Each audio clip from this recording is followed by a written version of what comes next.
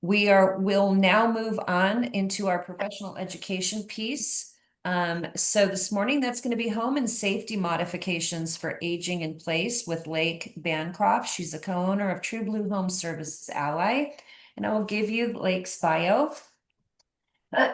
She is where she and her husband Adam lead a team focused on home safety, maintenance, and remodeling solutions that support seniors and busy families. With a background in business and firsthand experience as a certified nursing assistant in home health care, Lake brings a unique blend of professional insight and personal passion to her work.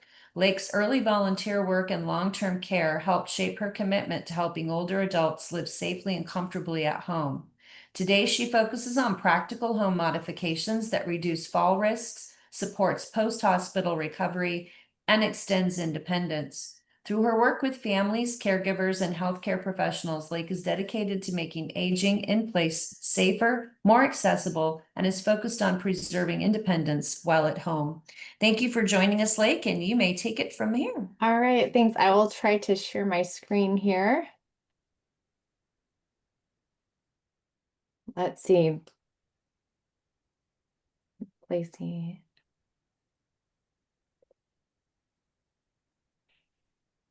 All right, tell me if you guys can see that. Can you see the slides? Yes. Okay, perfect. So, hi everybody. My name is Lake Bancroft. My husband Adam and I own TruBlue Home Service Ally. Here we serve the entire Treasure Valley. We have a team of dedicated technicians that help us to do the home safety, the maintenance, and the remodeling solutions. My passion on home safety modifications really started from where I'm from, and that is a very tiny town here. Oh, sorry, I just changed my slide. But I'm from a very small town about 3 hours away. And there it's 1,000 people, and people don't often get to stay in the town after they graduate. So there's no work there.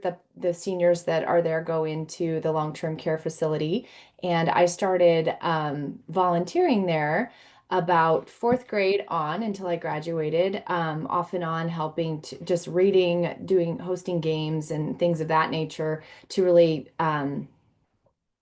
give people a chance to visit with someone who wasn't their child because their child no longer lived there. So that's kind of where my passion came from. My husband Adam brings over 20 years of construction experience into project management on the multi-family housing side here in Boise and also throughout the Northwest. He learned a lot about building structures there, and also about ADA compliance and the many moving parts about what will keep homes functional and safe. He holds a bachelor's degree in civil engineering, and really for me, it was the senior component of what he did, or what we could do that really made us passionate about what we do. So our goal really is just to help people to stay in their homes as long as possible, safely, with confidence, and with dignity. And so today I'd like to share with you, particularly on the side of home maintenance, hospital after hospitalization or surgery, or a decline in mobility, and how to keep those things safe so that people can age in place in their home comfortably and for longer. So the challenge I think with homes is that most homes were never designed with aging or recovery in mind. And that's where the challenge really begins on that front.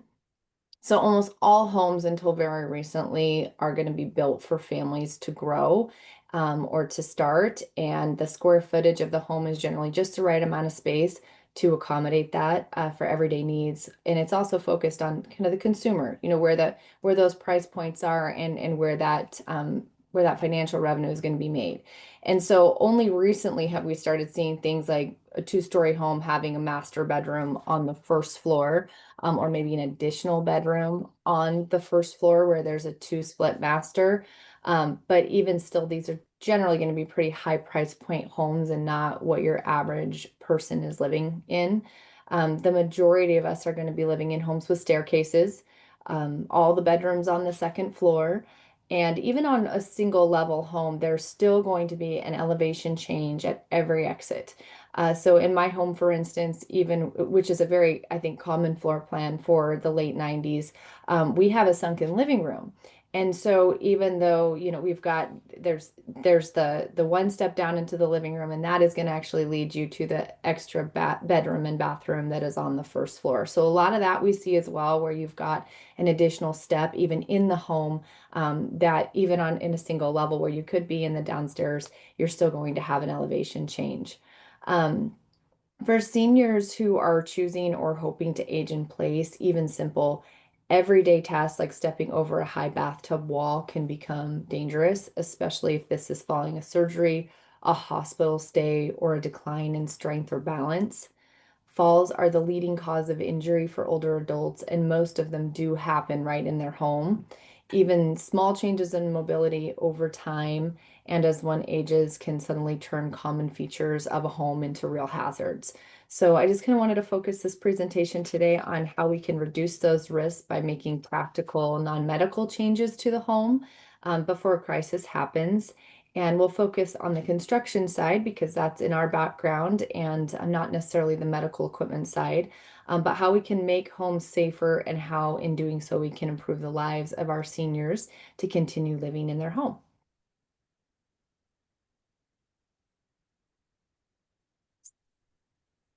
So common safety issues that we see the same safety hazards come up again and again, and I'm sure this is not unique to our field. I'm sure we all see this in different ways. But it seems that the common safety challenge that we see in staying at the home are going to be these stairs and these elevation changes. So ideally, we wish to have an opportunity to meet with our seniors and make the changes prior to an accident, which will, of course, increase their chances of aging in place successfully and long term. But even without an accident, when someone starts to experience changes in mobility, it is best if the home has already seen these modifications so that the homeowner is used to them and is able to utilize them. Of course, this is going to be best case scenario, but planning for aging at home is the best way to achieve that long-term goal of staying there.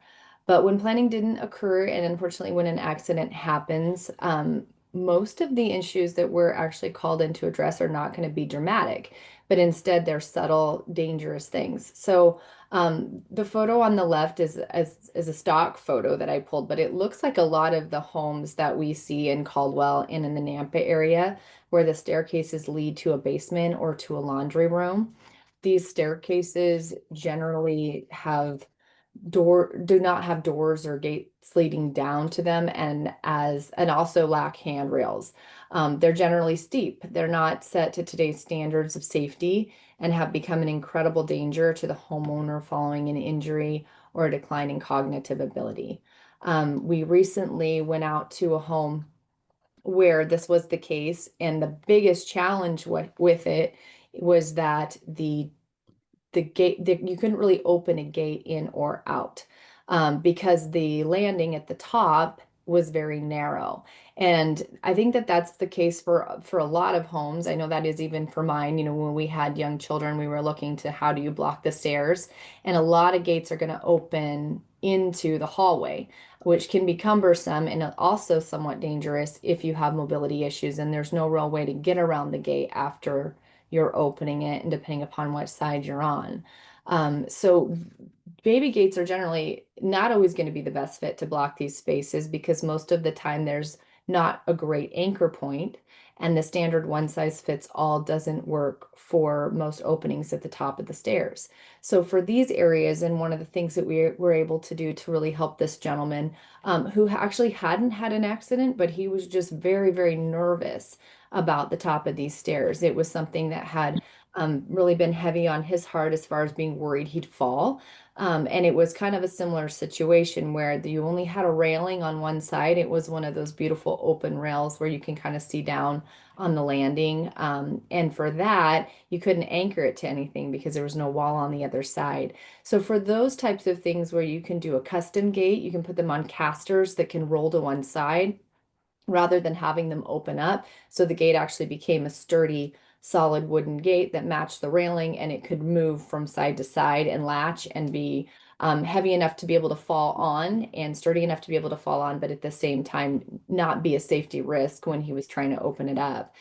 So this is where a custom home modification becomes more practical than something that we can just find online or to put into a home. So while bathrooms and stairs are often top of mind, what we actually see a lot of after a fall-related hospitalization are hazards like step downs from the garage into the home or a short drop from a back door to a patio or deck. These transitions are usually under a foot in height, which make them easy to overlook, but incredibly risky. Another for caregivers or persons doing the safety assessment, where the homeowner is using them, these are safety risks that we actually didn't even consider until we started doing this professionally. And then it became something that we would go to the home after a fall and find out that that is how the person actually hurt themselves quite badly, was in that very small transition and that mild change in elevation. So another interesting but odd takeaway on the steps leading into the garage is that the door threshold, that kind of silver plate that you can see at the bottom on the picture of the right, between the two casings, in many cases leading into a garage, is going to stick out past the floor. So it'll actually hang over about an inch or so. And if I know for us, it was something that I noticed because I actually caught my foot on it and of course had already taken off my shoes, so it was quite painful, tripped going in. And the easiest thing to do is just how that door is there, how you can see that there is actually a piece of wood that's been added to stick out past the actual siding. That's something that can be added as well. That way that toe kicker, that threshold, doesn't become a tripping hazard, which can be quite painful if you hit it with your foot. Um, Adding a grab bar or a short rail as well, something to grab onto for that first step up and down, is also helpful to avoid a misstep that can lead to a fall. We recently had another woman who actually had fallen and she was someone who walked all the time. It was her routine. She was very healthy. She was very mentally sharp, and then she fell, and it was just a short step down going out to the back patio where she would walk. It was almost identical to that photo on the right. It caused a major injury that she unfortunately never did recover from. And it was just that there wasn't anything to grab on the exterior. So on those exterior of the home, there's really nowhere that you can mount a railing into concrete, but it's not something that the builders do. And I think my home has that. Most homes are going to have that step down.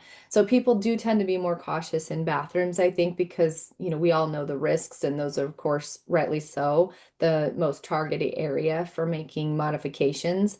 But those one change steps in elevation, those are where people will let their guard down. And unfortunately for us, that's actually where we've seen the majority of injuries, where people have come home and then asked us to help add those transitions. Um,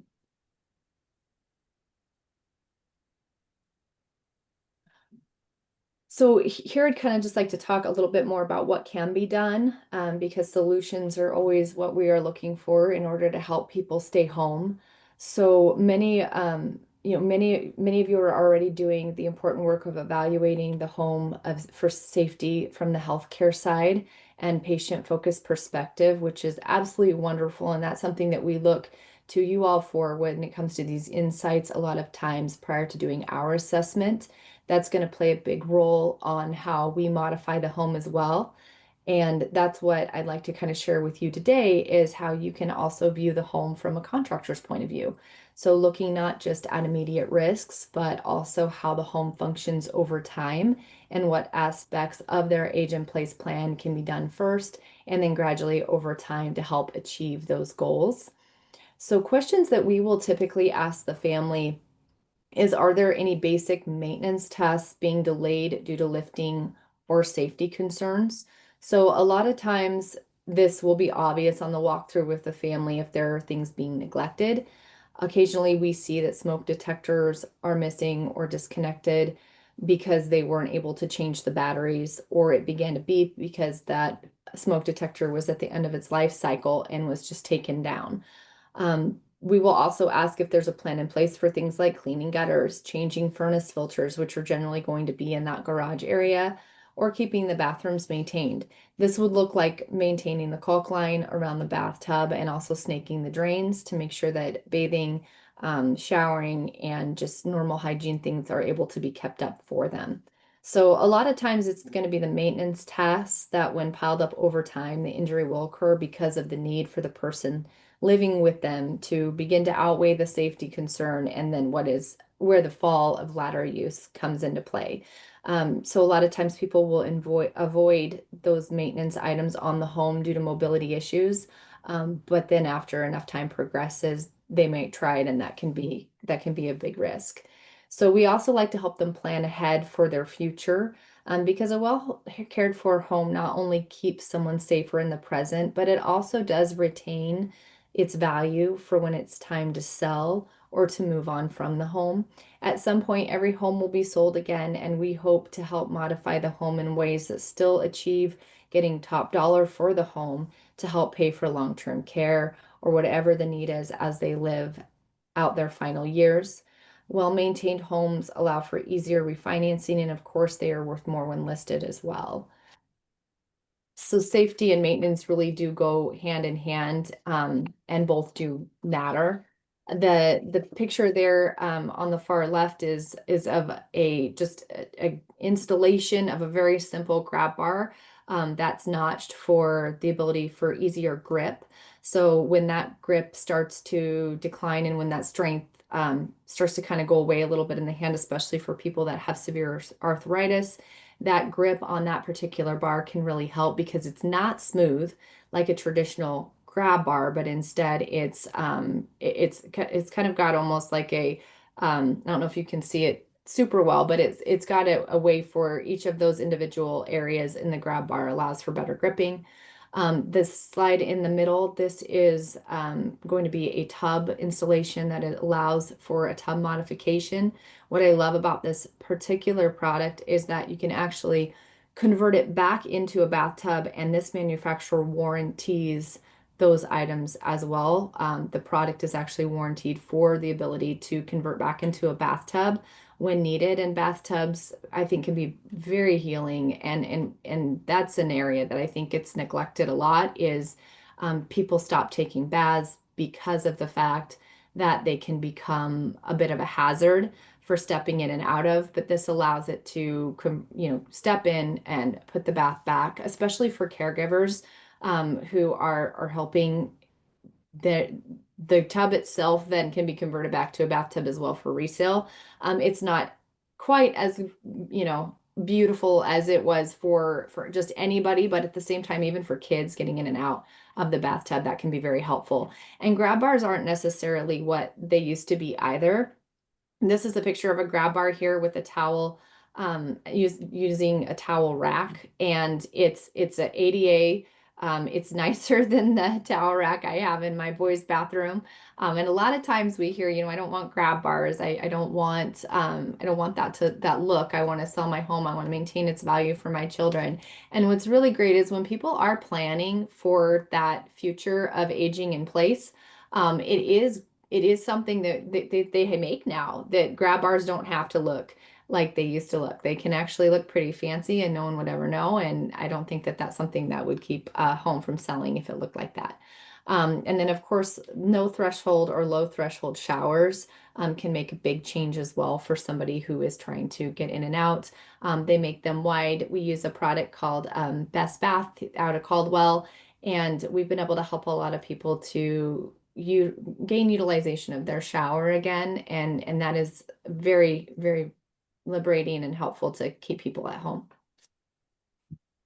So red flags that we will watch for when we're doing that walkthrough, just those daily routines, and those due to maintenance risks, is one of the clearest indicators for us where a home needs attention isn't necessarily damage, it's underuse.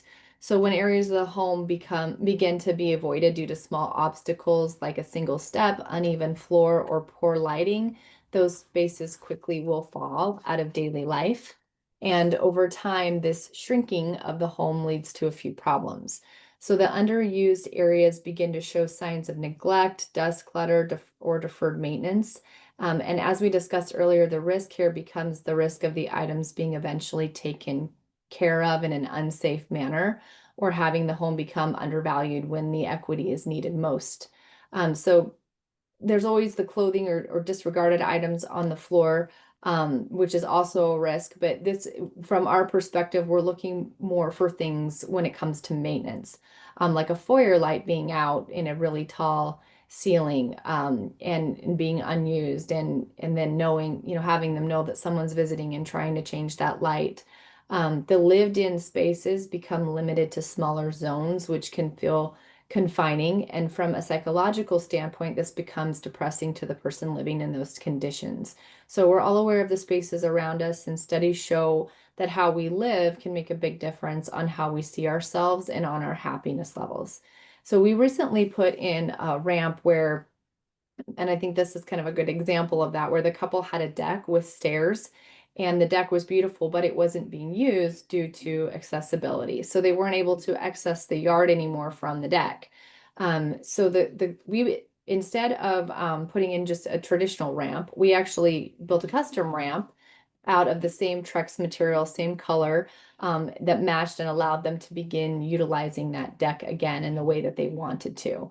So this wasn't a large area. In fact, in order to get the proper slope for compliance, it would have had to go all the way to the street. So instead, what we did is we wrapped the ramp around in a way that was both aesthetically pleasing, looked beautiful, and didn't necessarily even look like it wasn't built to be there. And so that's kind of our focus when we're doing those things, is to make sure that whatever we're doing is something that the homeowner can be very proud of, that they can enjoy, and that they can go back to doing the things that they used to do prior, but with a little added help. So spaces that once brought great joy to the person, it's wonderful when they're able to begin using and enjoying those again. And emotionally, the shift in the home becomes feeling like a burden to feeling like a refuge again. Research has shown that our environments directly affect our mental well-being. So a well-lit, accessible, and functional home encourages activity, movement, and connection. And when we were able to restore access to patios, entryway, staircases, and even spare rooms, we're not just improving safety, but we're making those homes feel whole again. So here's a good example of that, the picture I showed earlier, where you can step down or step in the lower threshold into the tub. This is actually how it converts back. So you'll see the handles there actually become locking mechanisms, so that the bathtub can begin to be a bathtub again. So where we talked about preparing the home after a hospital stay, making short changes to support a safe and good recovery. But I wanted to kind of touch on something that is the everyday tasks that require a ladder for strength and physical flexibility that someone may no longer have. So these aren't necessarily renovations, but they're routine tasks that, when delayed, can quietly become safety hazards. And so here, and I think I just missed a part on my slide, but what this here talks about a little bit about preparing the home. And one thing that I kind of wanted to touch on is that a lot of times, when somebody goes through a big event like this, and we see it a lot, they're very caught up in, and rightly so, the concern that they have for their loved one, the stay in the hospital, and making sure that they are there and with them and serving as that support system there. One of the things that, especially with where we live, and something that we try to educate people on, is that the the products themselves are generally what slow up getting the home ready. So the sooner that that process is started, the better. We we see a lot of times that it's not necessarily us installing the product that is the holdup. We always try to leave room in our schedule for emergencies and for our seniors in order to get these products installed when somebody has a tragedy. But it is the minute that somebody goes in and we know that they're safe, that's really the time to start planning to put the products in place that are going to maintain their safety. And the reason for that is because living here in Boise, Idaho, where we're not a major shipping port, a lot of times these products will take 7 to 10 days to get in. Grab bars are very easy to get in if you're not looking for anything fancy. Those are readily available. But things like quick tubs and other products that do require that lead time, that's when we have to be really proactive and really quick in order to have those in for the person.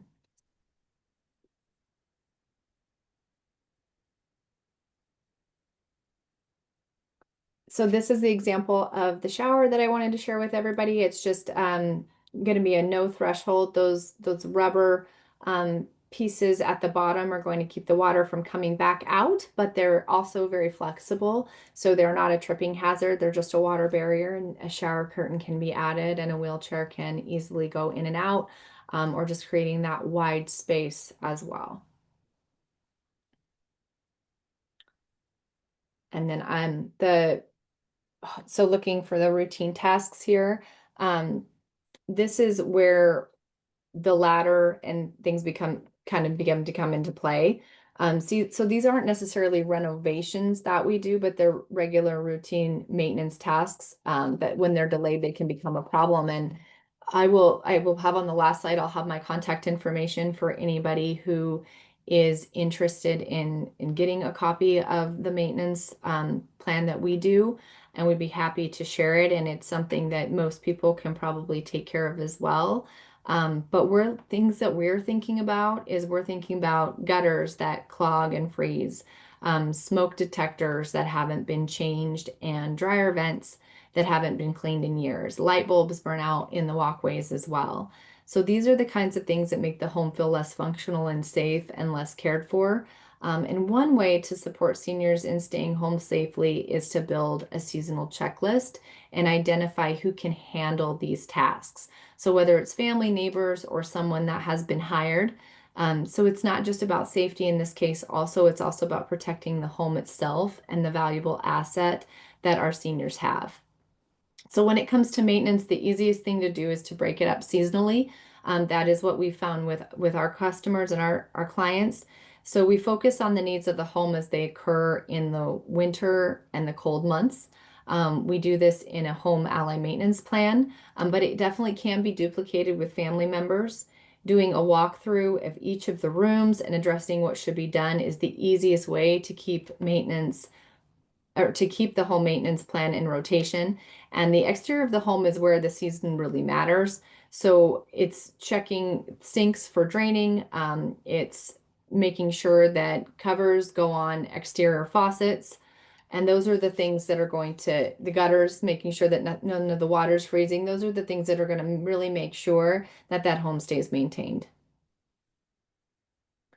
So home safety for us is more than grab bars or fixing what's broken. It's also about paying attention to how the space functions and how it feels to live in every single day. As caregivers and professionals, our role isn't just identifying hazards, but it's also helping adults to stay connected to their home, their routines, and their independence. And sometimes that means anything from replacing a burned out light bulb or a single step to taking away those limitations, like being able to access the yard from the deck again. So any time it's a formal assessment or just visiting a loved one, those are just the simple questions that can be asked to make sure that they are in fact able to utilize their home and that we are making it safe for them. This is my information. If anybody has any questions or if there's any resources that I can provide in regarding that maintenance plan, I would be happy to do so. I have a question for you, Lake. Is there a cost, or if there is, what is it for someone to have you out to do a safety and maintenance evaluation of their home?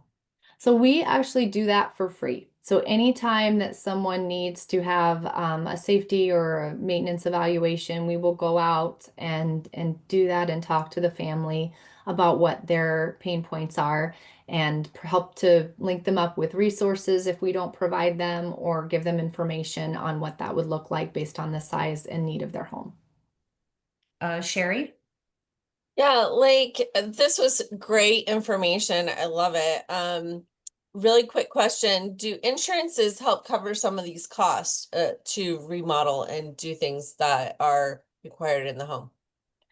Unfortunately, if it is not considered necessary, which insurance typically deems what we do a home remodel, then it not necessarily. Grab bars, yes, sometimes grab insurance providers will accept that receipt and reimburse depending upon the policy. But unfortunately, at this time, and I think it's starting to kind of trend, we are seeing some states, not Idaho, but we are seeing some states that are starting to look at home safety modifications as a much more affordable way to help people from having the accidents and then also to not have a readmittance, but unfortunately not in our state just yet. Unless anybody has that information, and I would love to know myself, but I haven't been able to find anything. Yeah, I was just wondering on your side if you had seen anything, because I haven't seen anything on my side, on the insurance side. So I thought I would ask. Thank you so much, Lake, for all the information. Great information. You did a great job. Thanks. Super helpful. I don't think most people understand the basics of what you would do. I think they think in terms of large projects that, and you're also can do the smaller projects. It's not that you're bringing someone in to do a total remodel, but you're accessible to just come in and do a onesie twosie or something that's really needed to be done. That's correct? Yeah, that's correct. So we say no job is too small. So anything that anyone needs as far as just basic handyman stuff, we can do anywhere up to a full remodel. It just depends on what that person needs. And that quarterly maintenance plan as well, is something that we offer just to keep the home up and running. And for us, that starts honestly, that's $59 a month is where most people fall in. So it's very affordable, and we are not.